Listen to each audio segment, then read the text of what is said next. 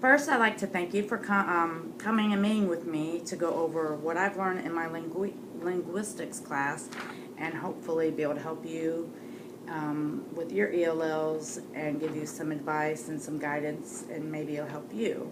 So if you'd like to tell me a little bit about yourself. I'm Erin Killingsworth. I'm a 6th grade math teacher. I've been teaching at Olmsted North for 4 years.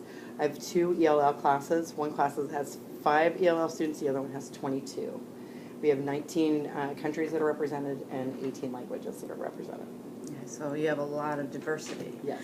As far as when you communicate, like as far as the background, the language, how does your school communicate with the families of all the students with so many different languages? We have an ELL co-lab, and then we work closely with JCPS. They have we have a point of contact for the languages that are not as easily accessible to us by a co-lab, and so they'll work with us. And most of our parents, if we send an email, have some type of English translation to use a program to use on their phones. All right. Or emails. Yeah, and so knowing their home background and about the kids, that is definitely a plus in being able to help the children and know, a little bit about them. Do you ever get the time to really, I know with so many students and the switches that you have, really get to know a little bit more about them to be able to, depending on what country they're from, know a little bit about it to help them or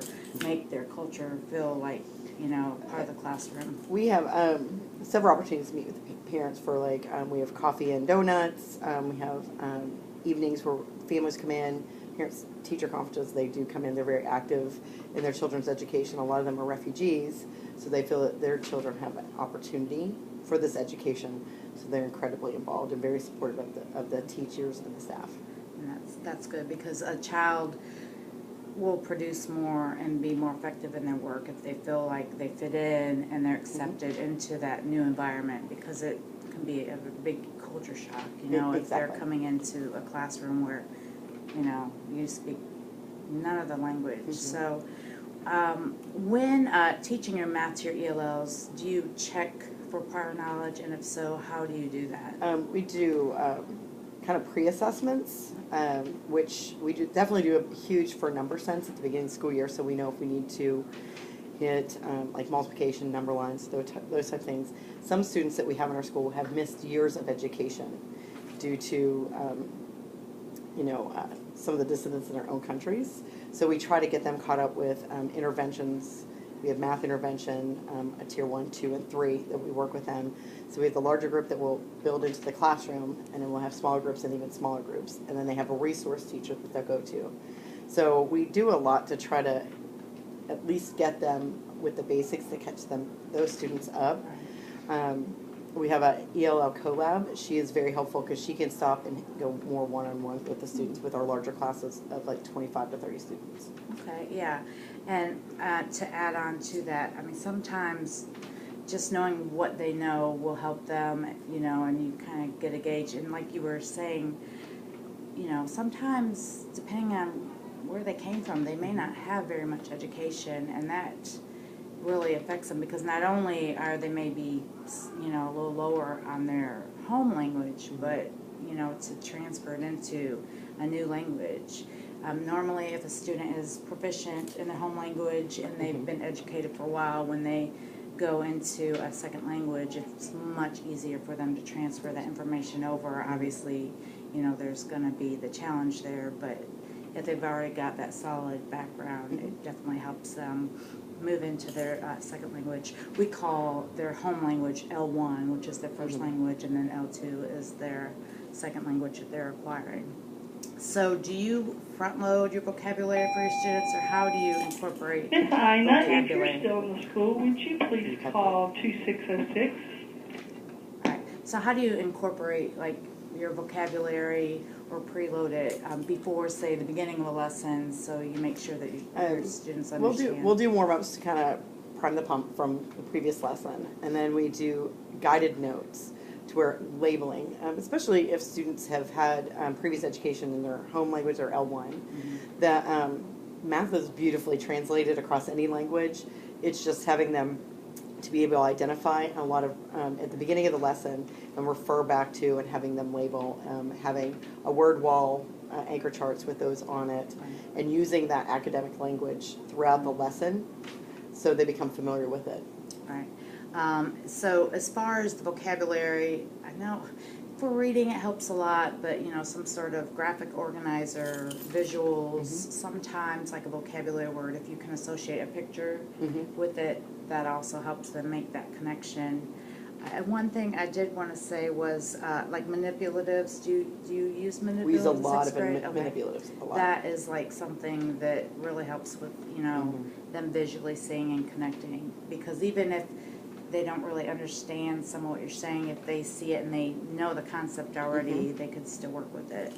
And so as far as your teaching style for math, like if I walked into your classroom, what would a typical lesson look like? We start with warm up, we do some guided notes, and then we have them work individually or in groups, creating a community, especially in the ELL classrooms, of 2 to 3. So you're going to have different levels of language, English language immersion, and different levels of math themselves. So right now, I start off with groups of 2. Now I have groups of 3, and I try to teach a community that you have to rely on each other. So you may be weak, say, in adding fractions. Maybe someone's good at dividing fractions. So that to support each other, compare their notes, and talk through. As I could give them a lesson, I could stay in front of them all day, actually doing it and supporting each other, and knowing that they have that growth mindset to learn from it themselves and ask for help is really helpful. Right, and that's really important, especially for ELLs, because language is part of the learning. And we all have language standards. As far as scaffolding, how do you help those students that are not getting it, to scaffold the lesson? A scaffold lesson, that's where built in with the individual and group. One, pairing different levels of students together. Okay, so. Or if we know that some kids are struggling and some are more advanced to where they can work ahead, the ELL collab, or I will pull off to a group or go to the library so they get more intensive, maybe smaller group like 5 or 8 versus a class of 27 where they may get lost or intimidated to ask. Right, and that group setting is very important, because language acquisition, they can pick up that academic language when they're surrounded with their peers. Absolutely. Like you said, you can stay in front all day, but they need that interaction with their peers, and they do learn a lot from that. And as far as incorporating the language into the lesson, how do you maybe incorporate things to help them understand, or as far as speaking about it? Do they present ways that that they can say it and understand?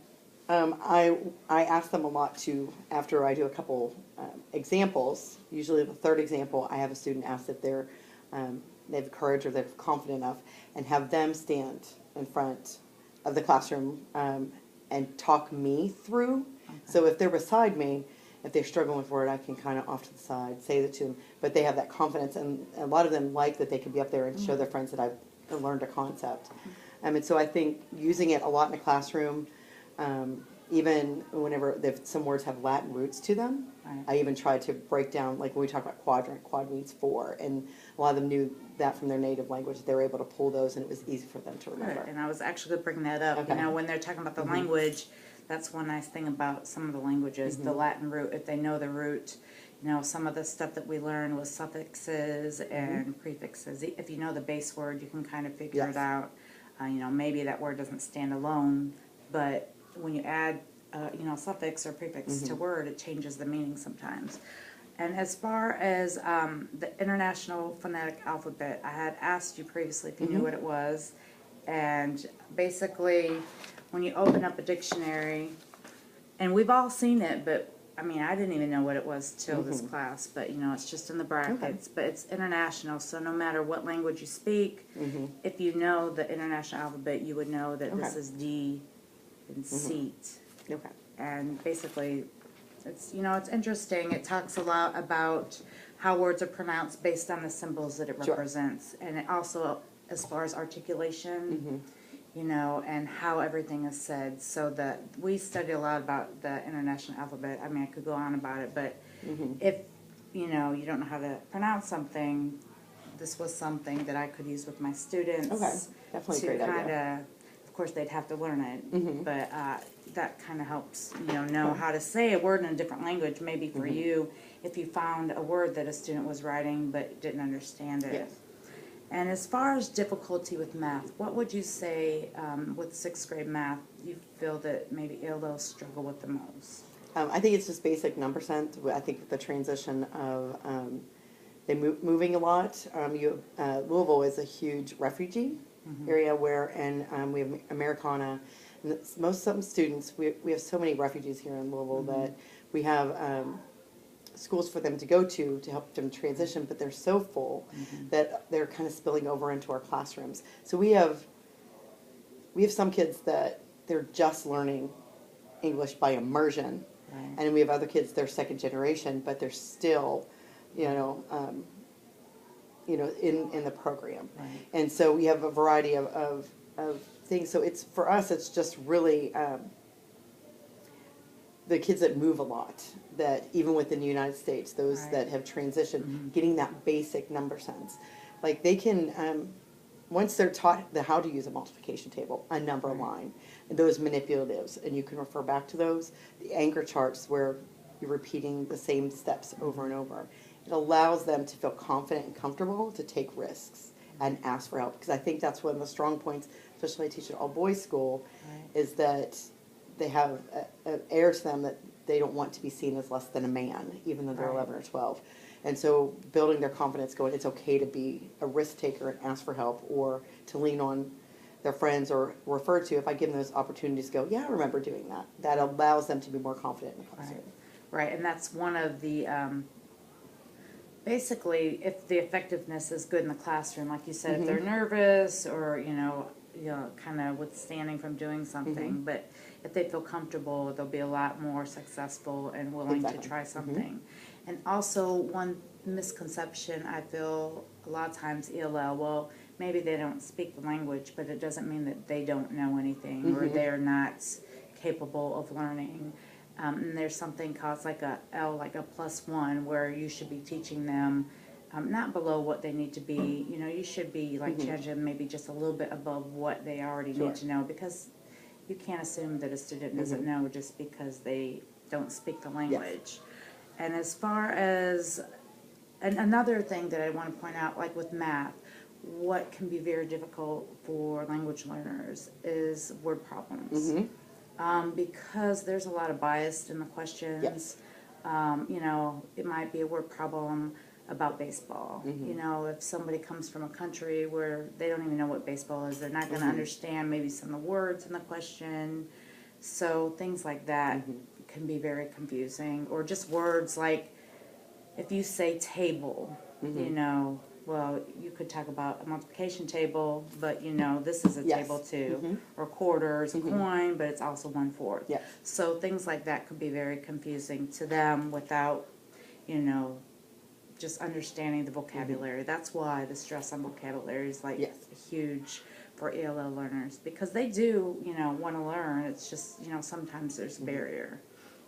And I was going to show you some things that I printed out for you teaching math. I mean, I teach all subjects, but for sixth grade math, obviously, I want you to know, about the multiple meanings like we talked about. Just encouraging to offer, like, to get to know the kid and, value their language and value their culture. If they know that you do, I mean, they'll be more successful in your class. And like I said, visual cues, gestures, any pictures that you can use really helps. And just pre-teaching your vocabulary, that's also helpful. And this is a great website. It's Coloring Colorado. And they have all kinds of things to help you. But I did print this out, and I was also going to show you one other thing. Let's see. Oh, and I was also going to recommend for you to use sentence frames maybe to help we use them. those as well. Okay. Because writing, you may speak well, but writing can be a challenge too, just getting it down. And as far as their speaking, the linguistics textbook that I'm reading now, it talks about spelling and should you correct spelling. Like, how do you go about that in the math setting with spelling if they're with writing. spelling, and you brought up word problems, we definitely show like them annotation, circle important numbers, underline key phrases, and we always have them restate the question, because on state testing they could do beautifully in math, get 100%, but unless they restate it or explain, so we teach them to use the words that are already there. And as far as them spelling incorrectly, if they can phonetically spell it, and I can get what they're trying to say, I think that's the least I can do. If they get the math concept, which is, pretty abstract, but they're stuck on some words, then we have to reread it. I may even have to read it out loud to hear it. Right. I am okay with it because they're confidently writing something down, and I won't go back and I won't even correct it. If I don't understand what it is, I'll go and ask, but I won't be the grammar patrol in their language. Right. At least if I know that they're breaking down and they're trying, that even at the beginning of the year they wouldn't write anything down. I'm just going to celebrate that you answered the question the best that you could, and that's where I need them to be. I need to meet them where they're at. Right. And that's one of the approaches. They say, okay, well, what's the best way for a student to acquire language? One is like through grammatical and in linguistics. I mean, when they're learning a language, do we sit there and worry about every single word that they say correctly, or are they getting their meaning across? Because if they're not saying it, properly, but what they're saying, that's the most important thing, and that is more like an acquisitional view where, they're saying it and they've made it clear. I mean, obviously if it were a grammar test, but for math, when I grade my papers, I don't really check for spelling because it's not a spelling test. No, I agree. I know. It's about what they do. I mean, if they're making up a word and I don't understand it, but if they've made it clear that they understand the concept, that's the most important thing for them. And some teachers, I know I'm a little bit more old school, but I, mix in the new, I was raised grammar, structure, but the way language is acquired, is through reading, like phonics, our textbook talks about phonics, and even though you don't teach reading, phonics can be very complicated because there's so many sounds and there's so many exceptions to the rules that it can be very confusing for an ELL. Where a new way of doing this is called graphophonics, where they actually learn by doing. They learn how to read through just trial and error reading and hearing something being read. Yes. Not meaning that phonics can't be done, but this graphophonics is more learn as you go. Absolutely. And I'm just going to add to that because you mentioned like gestures and big gestures, and all of my kids can verify. I literally have a move to or almost everything.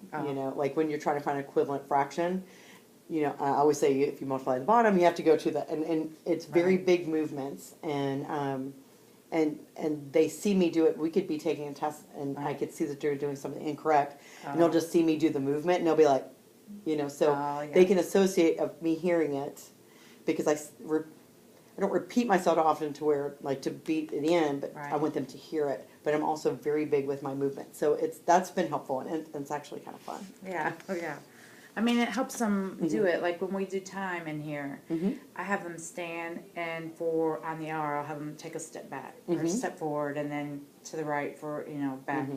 So it kind of gives them an idea where it is on the clock. But some other things that were good recommendations I had, like maybe just incorporating a writing activity within, like if they have a math journal, or I know we do it in here, so I'm sure sixth graders can do it, like write their own problems, their own math problems. Like when we did division, I had them write a story problem that goes along with the division problem. And just challenging them and just, not just, giving them a problem, letting them create, letting them, like you said, you work with groups, maybe coming up like posters or something project-based. That's very important for them, like the hands-on. And one other thing that I wanted to show you, when the ELLs first get put in the system and they are in the classroom, they take the access test, which ours just got done with. Yeah, we just finished taking those as well. Yeah, I think kindergarten's still working on it. But once they are done taking the access test, basically, depending on their scores, is kind of where they are. And I did print out a WIDA guide for you that shows, and here's just some more information, like vocabulary banks. You said you did that, manipulatives. But it's broken down to 4 categories. One's listening, one's speaking, one's reading, and one is writing. So depending on what level they're at, these are, almost like targets that they Yes. have during this. I don't know if you've seen this before. I have. Oh, you have? Mhm. Oh, good. Yes. Some of my teachers I talk to have no idea. Yes, They yes. know their student scores, but they don't know how to look it up. But this is a good go-to. I don't know if you have one of these. No, I will keep this, so it'd be Give great it to share with my newer teachers. Yeah, because, even if they do one little focus with writing, and, with emergent and beginning writers, sentence stems are so important. I had a writer last year, he came from Egypt, and he, they don't even use the same alphabet as us, so he struggled writing, and actually, I think one of those papers over there, he's in another venture of mine, he wrote like a whole page, so I was glad to see from this year, last year when he had me, to this year. That's awesome. He took off, so I mean, you just have to give them time, wait Yes. time to, like when you're asking a question, just the process, to understand, and I think that's with most kids anyways. I have a lot of kids in here that take a while, and sometimes others don't want to wait as long, but And so we do a lot of piggybacking where they have to explain a process or explain what we had done the previous day. And some kids will get stuck on a concept or words or a phrase, but I know they know it. Right. And so I ask them to pick a buddy that someone can piggyback or restate, or do you know where he's going? And so that's been very good, creating a community in the classroom, but also expanding their knowledge base and their vocabulary, because they're like, I know what he's wanting to say. Right. And so they jump in there, and it's done in a positive, encouraging way to where the kid doesn't feel discredited. Right. He's just like, I'm stuck and I know someone else knows what I'm talking about. Right. So that's been, beginning of the year, that was really hard to establish because they didn't trust the process. Yeah. Now they're like, hey, I need to ask a buddy, and they'll just go Yeah. point to someone. I don't even Yeah. have to guide that Oh, anymore. good, yeah. Yeah, and then as far as the language too, with so many, like you have so many different languages, and I know sometimes, like I said, the correcting or you don't understand, but like one of the students that I'm observing right now is Spanish, and I had to make up a chart that kind of compared the alphabets, and then I had to compare the grammar of both languages. And like with Spanish, a lot of times some words are hard for them to say. I don't know if you've noticed, but sometimes when they say words, the S at the end of the word may be left out, or even an R. Like in Spanish, the D and the B sometimes can be hard to say. The D can be like a TH or a Z put together. So, I mean, I guess the more you hear it, and even just within Spanish language, there's so many dialects. Yes, I agree. We read a lot about dialects, and it was very interesting to just see how many different dialects. Think about the United States. I'm from up north, and we say pop. And in Kentucky, Coke? they say, Yeah. they say like the brand or whatever. And we actually watched a video on Appalachian language. It was really, really interesting because people just assume, mountain people, they don't know anything, but, doesn't mean that they're not just as smart. It's just that area, it's the community and their dialect. So we do have to remember that too. I mean, I have some Cuban kids in here. I have some kids from Mexico, and they understand. I'll speak Spanish to them. They both understand, but when they speak back to me, it's completely different. Yes. So even if they do speak Spanish, they may speak different. So, I mean, as long as you're aware that there are different dialects, and they all, just because they speak Spanish doesn't mean they're from the same country. And just kind of, like I said, respect their culture and respect the fact that they're here to learn just like anybody else. And, I mean, as far as that goes, I mean, it sounds like you're doing a great job with what you're working with. When you grade, how do you give feedback? And, like on their work, on their tests? The feedback I give, actually while we're taking the tests, the kids have learned this, that I walk around and I have a highlighter, and I just put a dot and tell them it's not correct, and I really don't help them. I let them figure it out. But whenever I get back and grade it, I use the same feedback we do during class if I'm walking around without them taking the test, going, you have to answer the question if you want the full point. And I always say, like, say if it's, how many wagons will Billy need? And I'll be like, Billy needs blank. And so I kind of restate it for them. So during, I give them feedback during class. When we take tests, I don't say anything. I want them to figure it out and tackle it. But whenever I grade, I try to keep it to the same phrases and keys that they know. Right. And if there's a concept they don't get, I'll do the example of one beside it, so they can see, and I'll put a star or highlight where their mistake had been, so they can see at what point that they made the mistake.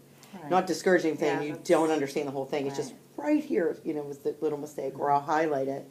And most of the time, if they see what, I'll be like, relook at it, they'll see that Right. little mistake. Right.